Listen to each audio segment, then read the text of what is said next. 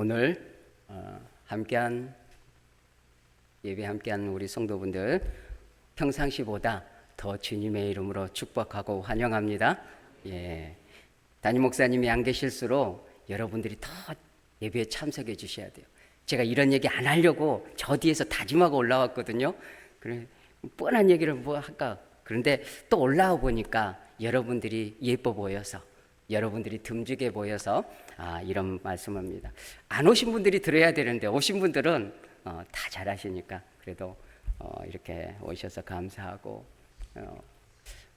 그동안도 담임 목사님 안 계셔서도 평안하셨죠?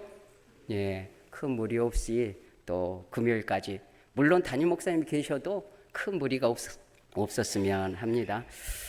제가 앉아 있다가 갑작스럽게 유머를 하나 찾아보려고 막 핸드폰을 찾아봤는데 없더라고요. 그래서 하지 말자. 또 오늘 기분 안 좋은 분도 있을 수 있고 또 쓰린 분도 있을 수 있으니 그냥 평상시 하자. 이 인사로 유머를 대신합니다. 오늘 이제 조금 강해 설교, 강의식 조금 그렇습니다. 그래서 여러분들 천천히 오늘 본문 중심으로 이렇게 갈 테니까요. 이제 본문의 의미를 더 중심에 두고 이렇게 설교를 해 가도록 하겠습니다. 성경의 가장 큰 주제가 뭐냐 했을 때 하나님의 나라입니다.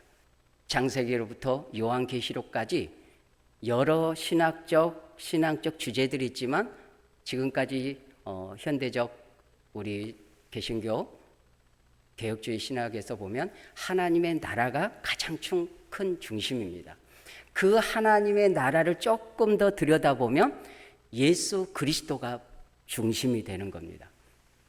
그런데 하나님의 나라와 예수 그리스도, 특히 예수 그리스도를 조금 더 실제적이고 상황적으로 들여다보면, 특히 마태마가 누가 요한복음 사복음서를 근거로 해서 이 성경 안에 있는 예수 그리스도를 들여다볼 때 이런 질문이 나옵니다.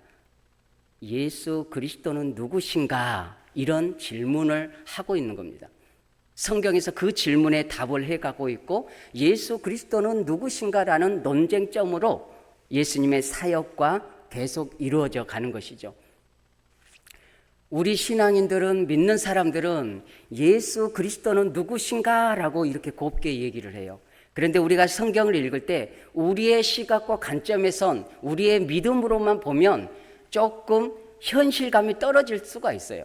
그래서 어떻게 보면 예수님을 반대하고 예수님을 거부했던 유대인들, 바리새인들, 서기관들, 대제사장들 혹은 믿지 않는 사람들, 그런 관점에서 예수 그리스도는 누구신가가 아니라 예수 너는 누구냐라는 질문을 던져봐야 돼요. 완전 뉘앙스가 다르죠. 예수 그리스도는 누구신가라는 관점과 질문과 그 속마음과 예수 너는 누구냐라는 이 질문은 다르다는 겁니다.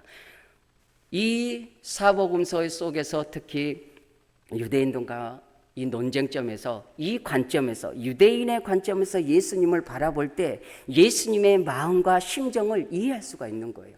예수님의 심정이 어떠셨을까? 그래서 오늘 이제 하나님의 나라, 예수 그리스도, 그 예수 그리스도에 대한 질문, 예수 그리스도는 누구신가? 유대인들 입장에서는 예수 너는 누구냐? 라는 관점이죠. 이 질문을 이제 성경에서, 복음서에서 계속 티키타카, 엎치락뒤치락 논쟁을 하고 있는 거죠. 그 중에 성경 신약 중에 예수 그리스도는 누구신가? 주는 그리스도시요 살아계신 하나님의 아들 되심을 가장 명확하게 제자들 베드로의 이 고백 이전에 이 한 가지를 위해서 먼저 난 이가 있었으니 그가 누구냐? 세례 요한이었어요. 이 세례 요한은 오직 예수 그리스도를 오심을, 초림으로 오시고 세상 가운데 공생애적으로 메시아로 그리스도로 사역하기에 앞서서 준비하고 예비하고 세상 가운데 그리스도를 증거적으로, 공개적으로, 객관적으로 드러내기 위한 사역을 이 세례 요한으로부터 예수님께서 시작하셨다라는 겁니다.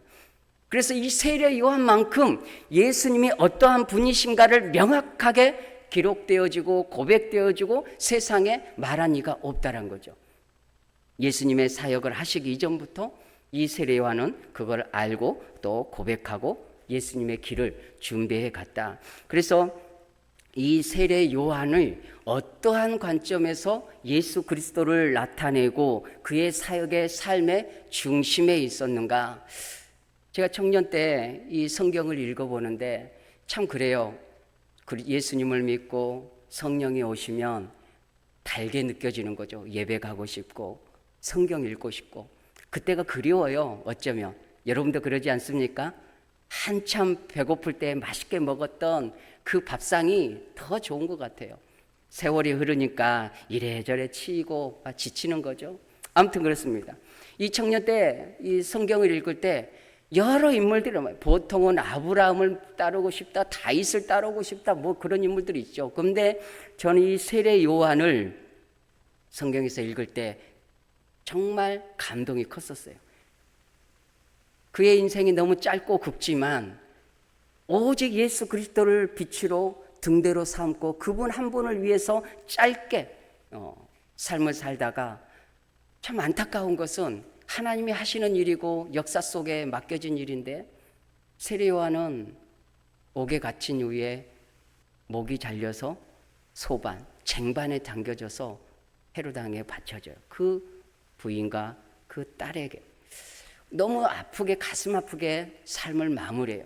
그러면서 청년 때 깨달은 바가 뭐냐면 사람이 죽는 형태는 크게 의미가 있지 않다. 어떤 형태로 죽든 중요한 거는 어떠한 삶을 살다가 인생을 마무리하는가 그런 것이 있었다는 거죠. 여기서 좀 더 깊이 가면 간증이 돼버리니까 여기서 멈추고요. 아무튼 이 오늘 본문의 세례 요한이니까 세례 요한이 그런 짧은 인생을 살았지만 이 짧은 인생 속에 오직 예수님만을 드러내고 생을 마감했다. 순교자적인 삶을 살았다는 겁니다. 이제 아시는 대로 세례 요한은 예수님보다 6개월 먼저 뱃속에 잉태되어졌고 출산도 당연히 6개월 먼저 나겠죠. 동정녀 마리아와 엘리사벳이 친척이에요. 서로 아는 사이예요.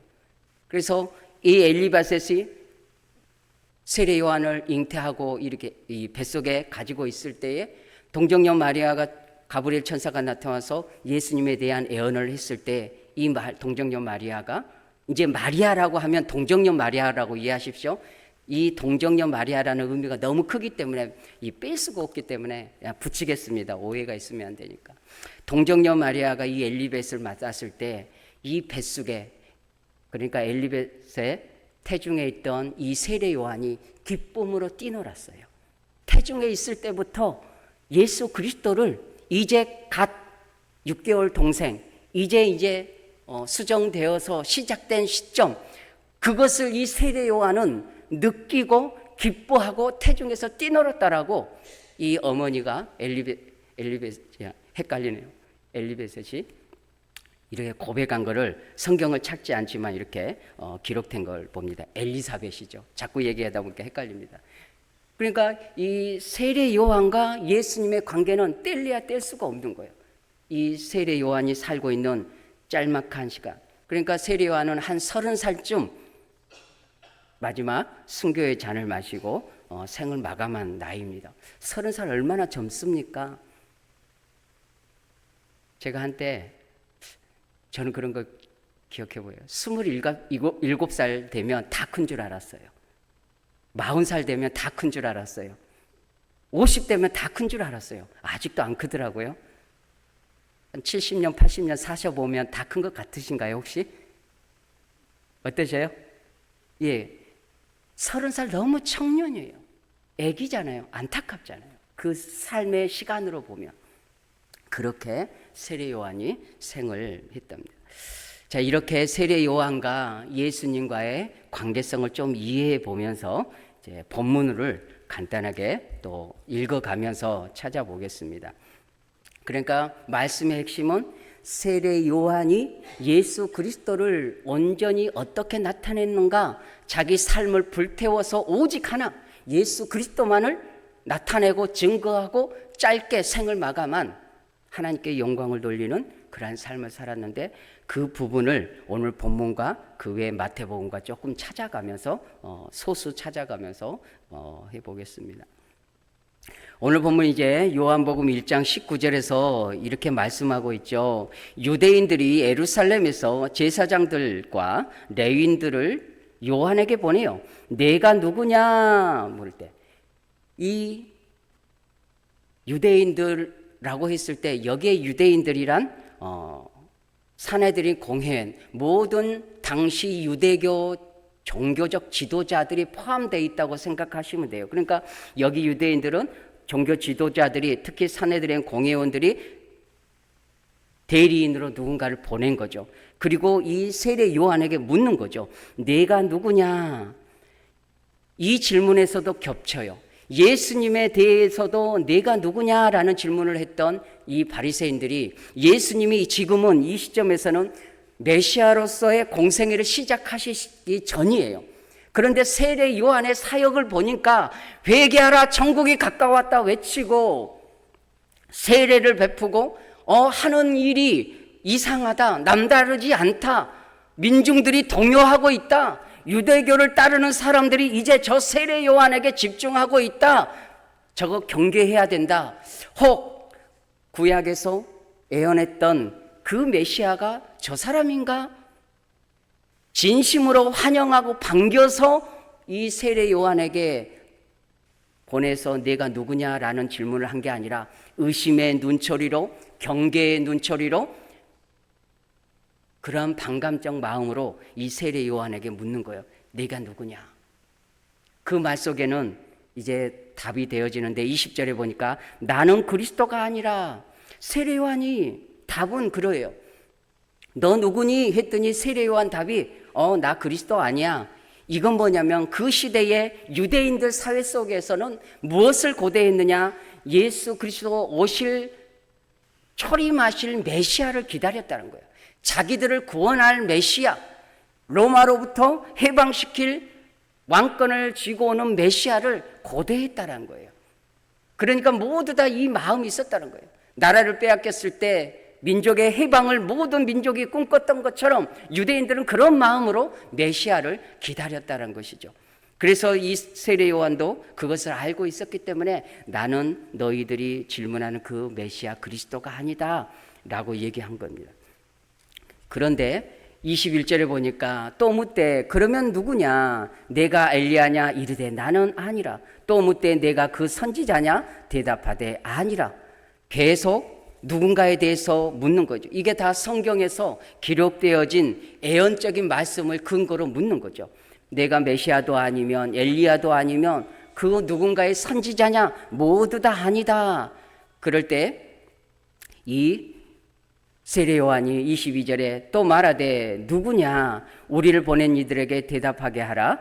너는 내게 대하여 무엇이라 하느냐? 유대인들이 질문을 합니다. 이제 이 유대인들에게 있어서 이 메시아 사상은 이사야 선지자, 곧 예수님이 오시기 700년 전부터 성경에서 예언된 거죠. 물론 에덴 동산에서 가죽옷을 입혀서 아담과 하에게 입혀준 것이, 그 가죽옷은 예수 그리스도를 예표해요. 그러니까 에덴 동산에서부터 아담과 하를 위해서부터 그리스도의 보혈의 피가 희생양 어린 양 대신 그분을 예표한 거죠. 그런데 구체적으로 이사야서 7장 14절에 아시는 대로 이렇게 기록된 거죠. 보라 처녀가 잉태하여 아들을 낳을 것이요 그의 이름을 임마누엘이라. 마태복음에 나와 있는 그 말씀이 그대로 이사야서 7장에서 있는 말씀을 그대로 가져오는 거죠.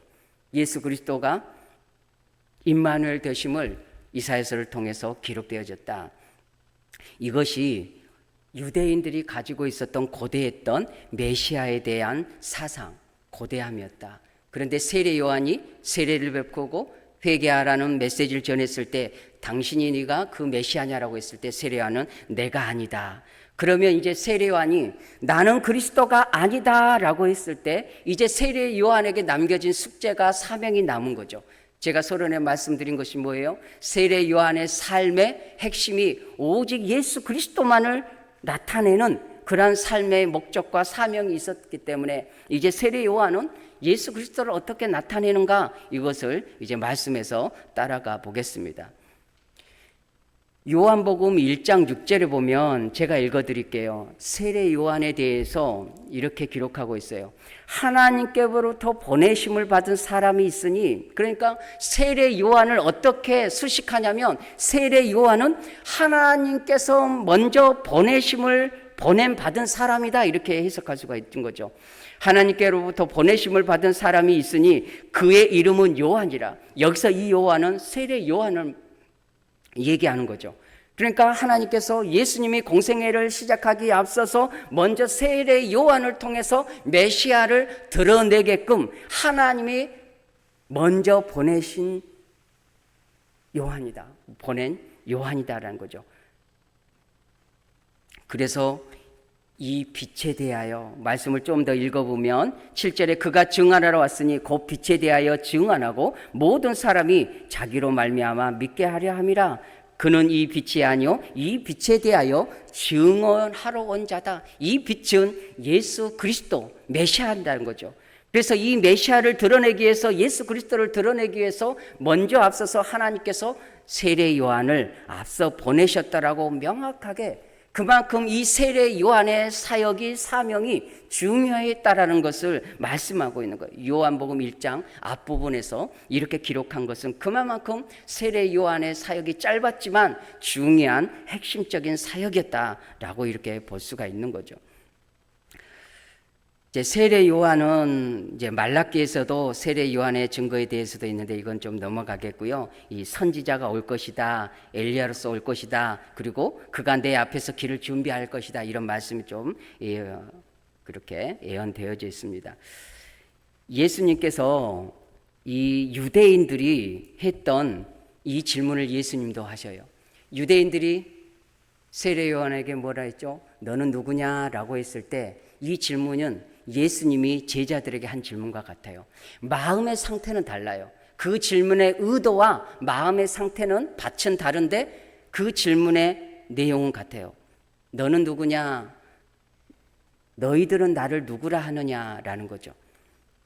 마태복음에서 인자를 누구라 하느냐? 어떤 사람은 세례 요한, 어떤 사람은 에레미야, 어떤 사람은 엘리야라고 합니다. 그러면 너희는 나를 누구라 하느냐? 이때 온전한 믿음은 아니었지만 그래도 이 베드로를 통해서 예수 그리스도가 누구인지를 고백하는 그런 고백들이 마태복음에 있는 걸 보게 됩니다.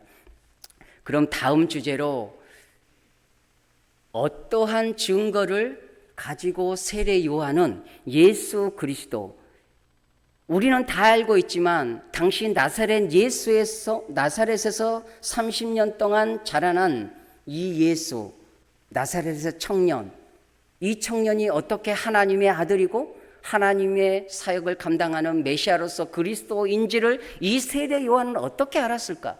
이 질문을 한번 던져보는 거죠. 제가 앞서서 지금 몇 주간 수요일에 요한복음을 계속 여기저기 왔다 갔다 하면서 설교했거든요.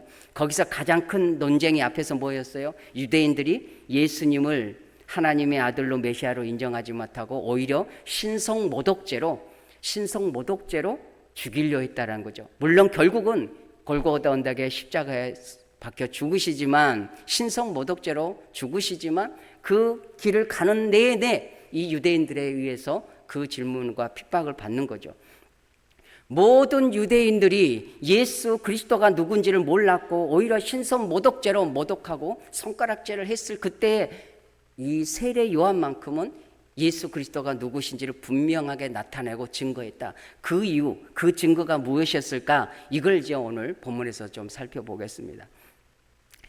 오늘 본문 29절 보면 이렇게 기록합니다. 이튿날 요한이 예수께서 자기에게 나오심을 보고 이르되 보라, 세상 죄를 지고 가는 하나님의 어린 양이로다.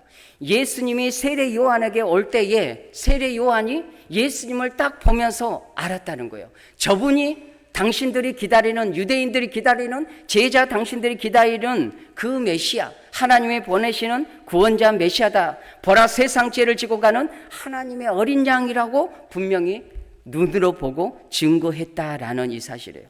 어떻게 할 수 있었을까? 이제 세례 요한에게 주셨던 특별한 영적인 감각이라고 해야 될까요? 때로는 시각적으로도 이 세례 요한은 예수님께 특별한 증거된 것이 있어요. 이제는 여러분들은 찾지 마시고 제가 마태복음을 이렇게 찾아보면 그렇습니다. 세례 요한이 예수님에게 세례를 베푸셔요. 세례를 베풀 때에 이제 뭐 앞뒤 전후를 하면 내가 세례 요한이 예수님 당신께 세례를 받아야 될 텐데 어찌 제게 세례를 받으시려 합니까? 아니다. 이 세례를 통해서 하나님의 의로움을 나타낼 것이고 하나님의 뜻을 나타낼 것이다. 이런 표현을 하면서 결국 세례를 받으시는데 이것이 마태복음 3장에 나옵니다. 이 세례를 받으실 때에 세례 요한이 특별하게 그가 메시아 되심을 나타낸 것이 있어요. 제가 마태복음 3장 16절을 읽어드릴게요. 예수께서 세례를 받으시고 곤불에서 올라오실새 하늘이 열리고 하나님의 성령이 비둘기같이 내려 자기 위에 임하심을 보시더니, 예수님이 세례를 받을 때에 하늘부터 성령이 오시는데 그 성령이 그 형체가 비둘기처럼 임하였다. 이것을 세례 요한이 영적인 감각으로 시각적으로 봤다는 겁니다. 이것을 보았기 때문에 하나님이 이 예수님을 메시아로 창세전부터 혹은 세례받은 시점에 공식적으로 메시아로서 나타내는 시점이 됐다라는 겁니다. 그래서 이 세례 요한의 사역이 그렇게 중요한 시점이 됐다. 이 세례 요한을 통해서 세례를 받으시고 예수님이 공생애를 시작한 시점이 됐기 때문에 그렇습니다.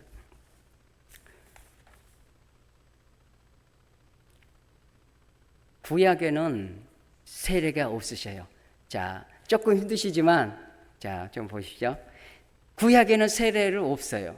그런데 어느 시점인가 세례 요한이 세례를 베푸고 예수님도 제자들에게 아버지와 아들과 성령의 이름으로 세례를 베풀라, 제자를 삼으라, 그리고 세례를 베풀라고 말씀하시죠. 지상의 명령을 하시죠. 그런데 어떻게 해서 중간에 이 세례 베풀미 공식적으로 예수님의 명령의 말씀이 되었는가? 이거는 이제 홍해를 가를 때에, 출애굽 당시에 홍해를 가를 때 유대인들이, 이스라엘 백성들이 홍해 바닷길을 건널 때 이것을 세례받은 증거로 이렇게 표현하는 것을 있습니다. 제가 말씀까지 찾으면 시간이 걸리니까 이 부분은 고린도전서 10장 1, 2절에 있어요. 홍해를 건널 때 세례를 받았다라고 표현하고 있는 거예요. 그리고 노아 홍수 때에 베드로전서 3장 20절에 보니까 21절이니까 이 물에 대하여 제가 좀 요거는 중요하더라고요. 저도 읽어보니까 이 물이 세례를 표현한 것이 중요하더라. 베드로전서 3장 20절에 보니까 그들은 전에 노아의 날 방주를 준비할 동안 하나님이 오래 참고 기다리실 때에 복종하지 아니하던 자들이라. 방주에서 물로 말미암아 구원을 얻은 자가 몇 명뿐이니 겨우 8명이라. 그러니까 방주 안에 들어있었던 8명 노아 식구 외에는 물로서 구원받았다. 그러니까 이 8명 외에는 물로 다 심판을 받았지만 이 8명만큼은 방주 안에 있었던 노아의 식구만큼은 물로 구원을 받았다는 거예요. 대조되지 않습니까? 어떤 이들은 물로 심판을 받았지만 인류는 8명 외에는 모두 다 인류는 물로 심판을 받았지만 이 8명만큼은 물로 구원을 받았다라고 표현하고 있는 거죠. 그래서 물은 물이지만 그 역사 속에, 물 속에 하나님이 어떻게 역사하느냐라는 것이 다른 거죠. 쓴물이었으나 단물로 변하는 물 자체가 중요한 것이 아니라 무엇을 통해서 사용되는가가 중요하다는 것을 말씀해 주고 있다.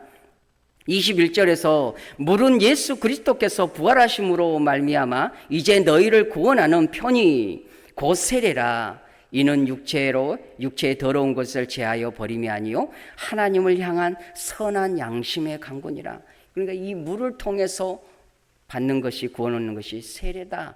이렇게 베드로 전서를 통해서 나타낸 걸 볼 수가 있습니다.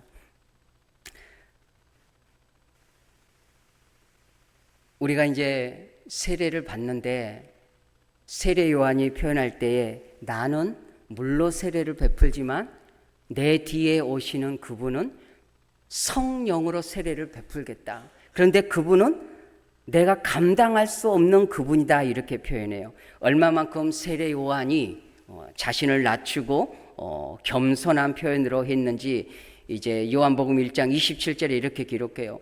곧 내 뒤에 오시는 그이라 나는 그의 신발끈을 풀기도 감당하지 못하겠노라 하더라. 얼마만큼 이게 겸손한 표현이냐면 유대 당시 그 시대에 주인이 집에 돌아오면 가장 비천한 종이 신발을 벗기고 주인의 신발을 벗기고 발을 씻기는 일을 해요. 가장 낮은 비천한 종이. 그런데 세례 요한은 그것을 얘기하는 거예요. 그의 신발끈을 감당치 못한, 신발끈은 풀러야 되는 거잖아요. 신발을 벗겨서 주인의 발을 씻기는 가장 미천한 종이 하는 일인데 세례 요한은 나는 그 신발끈을 풀러서 발을 씻길 만도 못한 더 천한 자입니다. 낮은 자입니다라고 정말로 낮은 겸손의 자세를 한 거죠. 예수 그리스도에 비하면 나는 그러한 존재입니다라고 가지고 있는 거죠. 여기서 우리가 한 가지 교훈 얻는 것은 무엇이냐면 세례 요한도 인간이죠. 욕망이 있죠. 많은 무리들이 그를 선지자로 인정하고 인기가 올라가고 그에게 모두가 다 집중할 때에 인간의 욕망은 있는 거예요. 왜 이 좁은 한국 땅에 신천지와 이단들이 교주들이 그렇게 많을까요? 처음에는 작은 하나님의 은사와 믿음으로 시작했지만 변질되거나 처음부터 이단의 그러한 잘못된 교리로 시작한 사람들도 있지만 이단은 아니어도 처음에는 겸손한 마음으로 시작했다가 점점점 마음이 높아지는 어느 누구도 예외일 수는 없죠. 모두가 다 해당될 수도 있고 모두가 다 경계해야 되고 조심해야 되는 부분이에요. 제가 좀 깊이 여러분에 들어가면 그렇죠. 그 정도예요. 세례 요한을 마음을 본받는 자세는 그런 거죠. 예수 그리스도의 그분의 신발끈도 감당하지 못하겠느라 충분히 인기를 자기가 먹을 수 있어요. 충분히 사람들의 시선을 자기한테 집중시킬 수 있어요. 그럼에도 불구하고 세례 요한은 겸손하게 자신의 위치를 깨닫고 끝까지 겸손한 자세로 예수 그리스도만을 존중히 나타내고자 하는 삶의 사역의 방향을 가지고 섬김의 자세를 가졌다.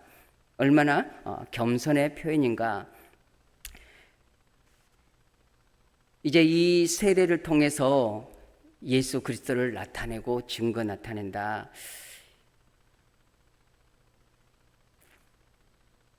이 세례라는 표현은 죄를 씻는다. 원래는 세례가 구약에는 없었어요. 그런데 어느 시점인가 유대인들에게 이 풍습이 나타났는데 이방인을 섬겼던 이방인들이 개종을 했을 때에 이스라엘 백성들이 할례를 받았던 것처럼 그 증표로 세례를 통해서 이방의 종교로 더럽혀졌던 어떤 몸과 마음과 그런 것들을 씻어낸다라는 표현으로 세례를 하기 시작했다는 거예요. 그것이 예수님이 오는 시점에 계속 이어져서 세례 요한도 세례를 베풀고 이 유대인들도 세례를 베푸는 행동 자체를 문제 삼지 않았다는 거예요.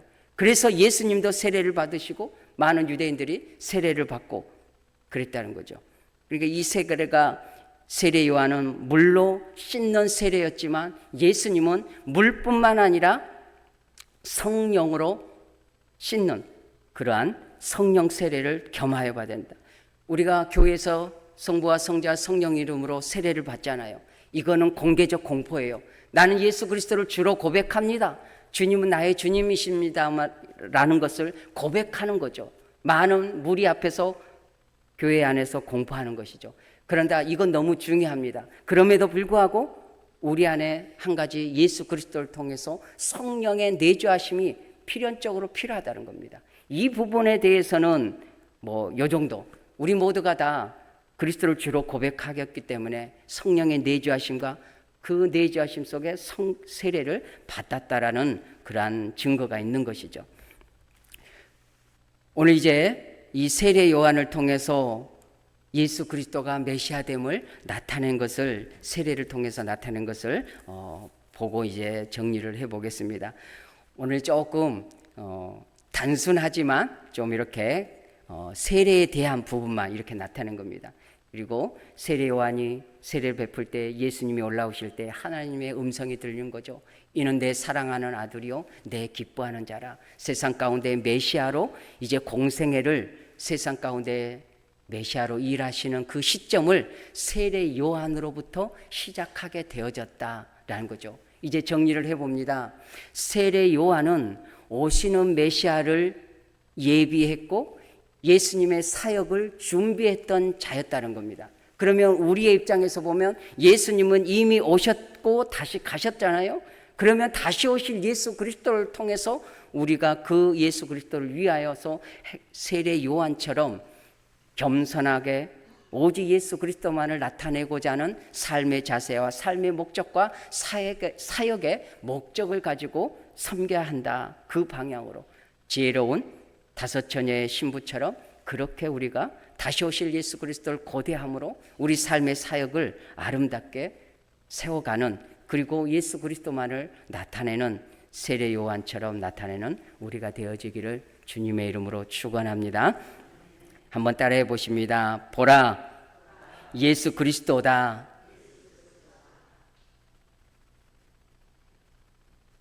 목회자가 되고 나서 전도를 더 못하는 것 같아요.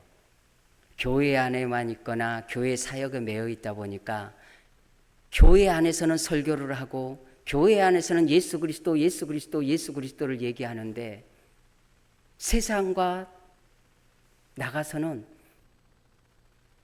보라, 예수 그리스도라 라고 세례 요한처럼 증거하지를 못하고 있는 것 같아요. 목회자가 될수록 더 그런 것 같아요. 반성해야 될 부분인 것 같아요. 여러분도 그러지 않나요? 신앙의 경험 쌓으면서 교회 안에서만 머물러 있는 교회의 신앙이 그 자체가 좋은 것이지만 교회에서만, 세상에서 이제는 더 이상 예수 그리스도를 특별히 나타내지 않는 우리의 신앙의 모습이 있지 않는가, 그런 생각을 해봅니다. 어렵습니다. 예수 그리스도를 다시 증거하고 나타내는 거, 예수 그리스도를 믿는 표식을 나타내는 거 참 어렵습니다. 그리고 그것으로 인해서 딸을 당할 수 있거나 핍박을 당할 수 있고 형제지간에도 갈등이 생길 수 있습니다. 이 부분이 오늘 현대를 살아가는 우리 신앙의 고민거리가 아닌가 모르겠습니다. 세례 요한처럼 보라, 예수 그리스도다. 한 영혼에게라도 주님 앞에 가기 전에 한 영혼에게라도 주는 그리스도다 라고 입술을 열어 증거하실 수 있는 제가 되길 바라고 여러분이 되기를 원합니다. 우리 찬송하고 기도하겠습니다. 찬송